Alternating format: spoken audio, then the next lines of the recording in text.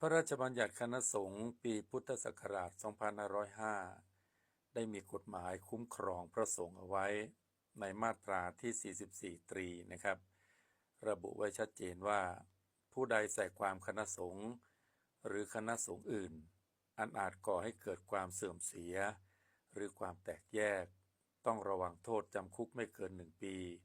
หรือปรับไม่เกิน 20,000 บาทหรือทั้งจำทั้งปรับนะครับแล้วก็มีมาตรา 5 ทวิระบุไว้ว่าคณะสงฆ์หมายความว่าบรรดาพระภิกษุที่ได้รับบรรพชาอุปสมบทจากพระอุปชฌาย์ตามพระราชบัญญัตินี้หรือตามกฎหมายที่ใช้บังคับก่อนพระราชบัญญัตินี้ไม่ว่าจะปฏิบัติศาสนกิจในหรือว่านอกราชอาณาจักรคณะสงฆ์อื่นหมายความว่าบรรดาบรรพชิตจีนนิกายหรืออนัมมนิกายนี่คือ2 มาตราที่มีกฎหมายคุ้มครองสงฆ์นะครับหรือคณะสงฆ์ดังนั้นพรบคณะสงฆ์ดังกล่าวเนี่ยได้ประกาศใช้มาตั้งแต่ปีพุทธศักราช 2505 นะครับซึ่งพระส่วนใหญ่ในสังฆมณฑลก็จะทราบดีว่ามีกฎหมายคุ้มครองท่านนะครับให้ความเป็นธรรมกับพระสงฆ์ก็เหมือนกับให้ความเป็นธรรมกับเราฆราวาสญาติโยมคนไทยทุกคนพระสงฆ์ท่านก็ประพฤติดีปฏิบัติชอบตามธรรมตามวินัยมาโดยลำดับตามแบบพระสุปฏิปันโนทั่วไปนะครับซึ่งพระดีมีอยู่มากในประเทศไทยแต่ว่าในขณะนี้ก็ปรากฏว่าพระบางรูปเนี่ยถูกก้าวล่วงจ้วงจาบถูกด่ากราดดูหมิ่นเหยียดหยามจากคนพาลนะครับโดยประการต่างๆซึ่งเป็นเหตุให้ท่านเสื่อมเสียชื่อเสียงไปไหนมาไหนก็ถูกเยาะเย้ยถากถางนะครับพระท่านก็นิ่งไว้อดทนไว้ไม่ร้องทุกข์ไม่กล่าวโทษผู้ใดทั้งที่กฎหมายก็ให้สิทธิท่านนะครับมีสิทธิ์ที่จะร้องทุกข์กล่าวโทษผู้ที่ล่วงเกินท่านได้แต่ท่านก็นิ่งโดยถือคติว่าสัตว์โลกย่อมเป็นไปตามกรรมใครทำใครได้พระส่วนใหญ่ก็จะมีเมตตานะครับถือหลักว่าเขาด่าเราก็แสดงว่ากรรมของเราในชาติก่อนมาชาตินี้เขาก็มาเอาคืนพระท่านก็เลยวางอุเบกขาแล้วก็มีเมตตากรุณาเรื่องของการร้องทุกข์กล่าวโทษเนี่ยนักกฎหมายทราบกันเป็นอย่างดีนะครับมีวัตถุประสงค์เดียวกันก็คือการให้มีการดำเนินคดีกับผู้กระทำความผิดแต่ว่าผู้ที่มีสิทธิ์ร้องทุกข์ได้ก็คือผู้ที่เสียหายโดยตรงส่วนผู้ที่กล่าวโทษเนี่ยก็อาจเป็นบุคคลอื่นที่เกี่ยวข้องหรือว่าเห็นเหตุการณ์ก็ได้นะครับเรียกกันว่าร้องทุกข์และก็กล่าวโทษสำหรับพระผู้ทรงศีลหรือว่าพระสุปฏิบัติเนี่ยพระคุณท่านก็ได้รับผลกระทบในปัจจุบันนี้จากวิกฤตศรัทธาที่มีคนแสดงความคิดเห็นในกรณีมีพระทุศีลต่างๆดังที่เป็นข่าวกันเนี่ยนะครับโดยการแสดงความคิดเห็นผ่านคอมเมนต์ต่างๆในเพจต่างๆช่องทางต่างๆนะครับมากมายก้าวล่วงจ้วงจาบพระสงฆ์โดยรวมไม่ได้ระบุไปว่าคนใดรูปใดนะครับก็เหมารวมกันโดยส่วนใหญ่ก้าวล่วงจ้วงจาบคณะสงฆ์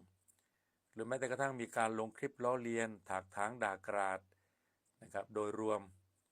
ทำเหมือนกับว่าประเทศไทยขณะนี้ไม่มีพระดีอยู่เลยนะครับอย่างเช่นในขณะนี้เวลาพระหรือเณรบางรูปนะครับก็ส่วนใหญ่ท่านก็ปฏิบัติกิจวัตรของท่านหนึ่งในกิจวัตรก็คือการโปรดสัตว์ออกโปรดโยมโปรดญาติก็คือออกรับบิณฑบาตเช้าคนที่มีจิตไม่เลื่อมใสไม่ศรัทธาหรือเมื่อก่อนอาจจะมีจิตเลื่อมใสศรัทธาแต่พอเกิดปัญหาพระทุศีลก็เลยหมดศรัทธาหมดความเลื่อมใสพอเจอพระเณรออกบิณฑบาตก็ไปด่ากราดท่านด้วยคำหยาบคายดูหมิ่นเหยียดหยามท่านท่ามกลางสาธารณชนนะครับพระเหล่านั้นหรือสมณเณรรูปนั้นท่านก็นิ่งนะครับไม่แจ้งความไม่ร้องทุกข์กล่าวโทษผู้ใดซึ่งสถานการณ์การบิณฑบาตของพระเณรในปัจจุบันนี้หลายวัดหลายพื้นที่ต้องถือบาตรเปล่ากลับวัดนะครับเนี่ยแหละเข้าหลักเลยครับเป็นพระเณรเข็นใจใครว่าสุขหมดสนุกทุกข์ใจใครจะเห็นตื่นเช้ามาออกบิณฑบาตลาดตระเวนใครจะเห็นว่าในบาตรขาดอะไร นี่คือความจริงที่โยมบางคนไม่เข้าใจนะครับหัวอกพระหัวอกเนนก็ไม่มีใครถามครับเมื่อโยมไม่ใส่บาตรหรือท่านถือบาตรเปล่าเข้าวัดแล้วท่านจะไปขบฉันอะไรก็เป็นความยากเป็นความลำบากเนี่ยไม่มีใครห่วงไม่มีใครถามนะครับก็พระเนนก็ต้องดิ้นรนกันไปอุปชาครูบาอาจารย์ก็เลี้ยงดูกันไปตามมีตามได้ก็อยากจะเรียนว่า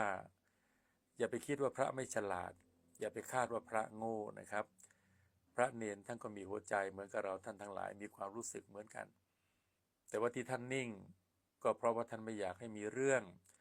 ไม่อยากจะไปร้องทุกข์กล่าวโทษใครก็ปล่อยให้พวกเขาด่าทอล้อเลียนอย่าเหยียดหยามดูหมิ่นสารพัดพระท่านก็บำเพ็ญขันติบารมีก็ถือหลักว่า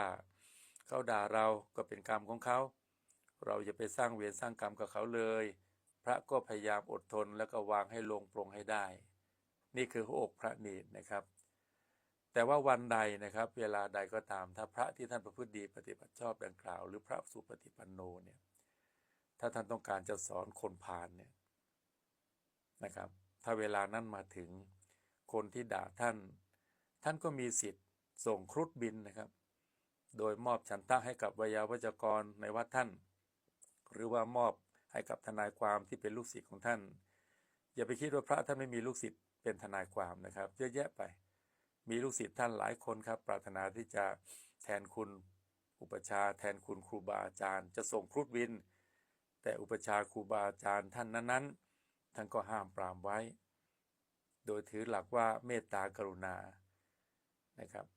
แต่ว่าเรื่องนี้ครับถ้าเมตตาเกินไปก็ทำให้เสียการถ้าสงสารเกินไปก็ทำให้เสียคนซึ่งไม่แน่ดังนั้นถ้าเวลานั้นมาถึงเราก็คงไม่ว่าพระนะครับเพราะว่าท่านเป็นผู้ถูกกระทำจึงกล่าวว่าอย่าคิดว่าพระไม่ฉลาดอย่าคาดว่าพระโง่นะครับเรื่องนี้เยนกตังตัดเสวโหติใครทำใครได้นะครับจึงต้องสำรวมระวังกันอย่าไปก้าวล่วงจ้วงจับเพราะการก้าวล่วงจ้วงจับพระรัตนตรัยด่าพระสงฆ์เนี่ยเท่ากับด่าพระพุทธด่าพระธรรมด้วยพระพุทธเจ้าตรัสไว้ชัดเจนนะครับพุทโธธรรมสโพเทตาธัมโมสังเคนะธาริโตสังโฆจะสาวโกพุทธัสสะอิจเจกาพัทเมวิทังแปลความว่าพระพุทธเจ้าเป็นผู้ตรัสรู้พระธรรมพระธรรมอันพระสงฆ์ทรงจำไว้และพระสงฆ์ก็เป็นสาวกของพระพุทธเจ้าเหตุนี้แหละพระพุทธพระธรรมและพระสงฆ์จึงเป็นพระรัตนตรัยนับเนื่องถึงกัน